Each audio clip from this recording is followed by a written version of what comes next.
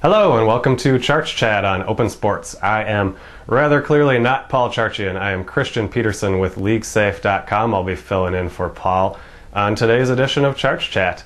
We've got a few things to get to today, a couple of emailer questions later on, but first, let's talk about the Cincinnati Bengals. Why would anybody care about the Cincinnati Bengals, you ask? Well, I guess that's exactly my point. Over the last 3 years or so, the Bengals have been one of the best fantasy teams in the NFL. They had Carson Palmer, Chad Johnson, TJ Houshmandzadeh, Rudy Johnson, all four of those guys legit fantasy options. In fact, Carson Palmer never ranked worse than 9th in terms of fantasy points over the previous 3 seasons. Chad Johnson never ranked worse than 6th. TJ Houshmandzadeh went from 14th to 11th to 7th in terms of fantasy points.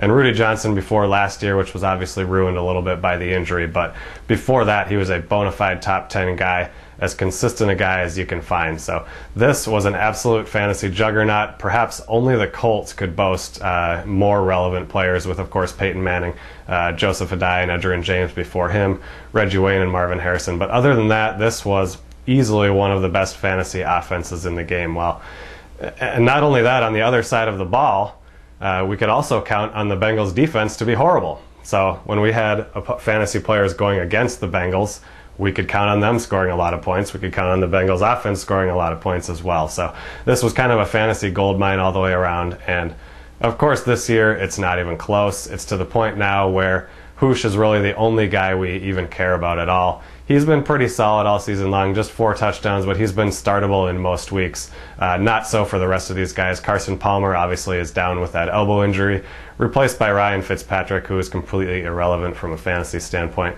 Rudy Johnson, of course, was cut during the preseason. He's off with Detroit now and doing nothing there. So I guess you could argue that maybe they made the right choice in cutting ties with Rudy, except they didn't have anybody behind him. You know, Chris Perry started the season as their starter. He's been a complete bust.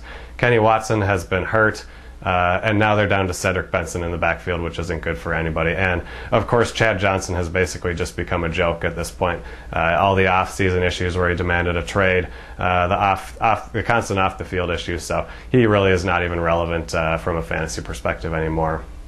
And to top it all off, that horrible defense that we used to be able to count on, well, they're actually sneaky good this year, specifically against the pass. This year, only Tony Romo, Ben Roethlisberger, and Matt Schaub have thrown for multiple touchdown passes against the Bengals.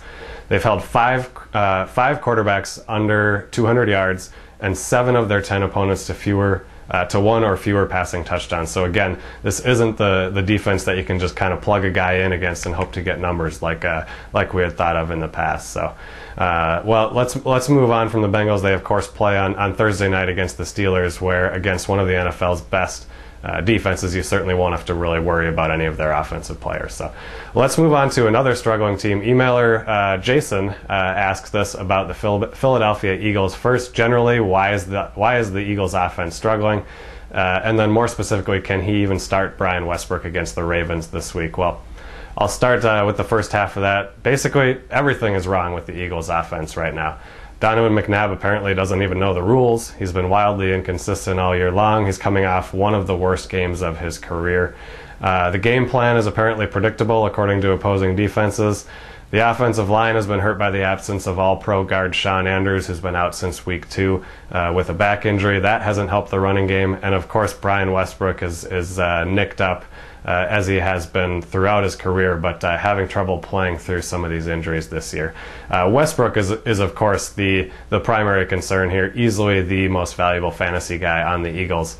In fact, when he came back about a month ago, he came back after missing a couple games with his ankle injury, had a huge game, and it was at that point where it was pretty clear that this guy was probably the #1 fantasy running back when healthy, which is of course a pretty important caveat. But when healthy, he looked absolutely fantastic earlier in the year, and then when he came back, he had a huge game. But since then, now he's had 3 very, very mediocre games, hasn't scored in 3 weeks, isn't running for a lot of yards, isn't catching a lot of passes. So what is wrong with Brian Westbrook? Well, I think clearly he is not 100% recovered from these injuries. He had rib and ankle injuries earlier in the year. Now there's talk that he's suffered a little bit of a knee injury that's also hampering him. So The guy just is not healthy right now, and that is bad news going up against the Ravens. Before last week, the Ravens had the NFL's #1 rushing defense. Everybody saw what the Giants did to them. Brandon Jacobs ran all over him. Derek Ward ran all over him. Even Ahmad Bradshaw got in on the mix. They went for 200 yards and a few touchdowns. So that was definitely the exception and not the rule for the Ravens this year. Going into that game, only one back had topped even 56 rushing yards, and only one other running back had scored against them. So a gimpy Westbrook is definitely not Brandon Jacobs. This offensive line is not the offensive line in New York, so you're not going to expect a huge explosion from Westbrook this week. In fact, given how he's played over the last few weeks, if you've got a couple of other options on your bench, a couple of other viable options this week, I would have no problem with you sitting down Brian Westbrook, as tough of a pill as that is to swallow. No problem benching him this week if you can.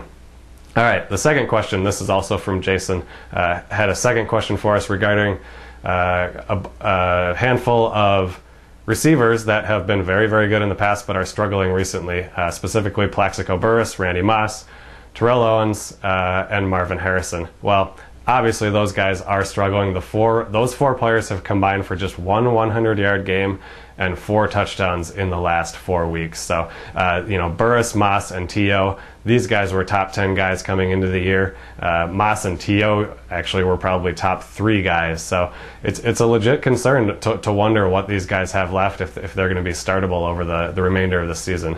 I think generally the answer to that is yes. Plaxico is probably the guy that I worry the most about.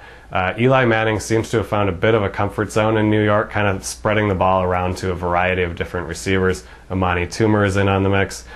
Steve Smith, even tight end Kevin Boss is stealing some of Plaxico's attention. So this definitely is not the offense we saw last year where it was Burress all the time, even at the beginning of this year when Eli had eyes only for Plaxico. So he's the guy that I worry the most about. Moss, I think he's going to be fine. Obviously, we saw Matt Castle's breakout game last week, so you got to hang on to Moss. T.O., a lot of his struggles related to, of course, missing Tony Romo. Romo is back and didn't look great in his first week back, and he's going to have that brace on his pinky for a couple more weeks. But with Romo back, T.O. definitely can stay certainly on your roster and probably in your lineup.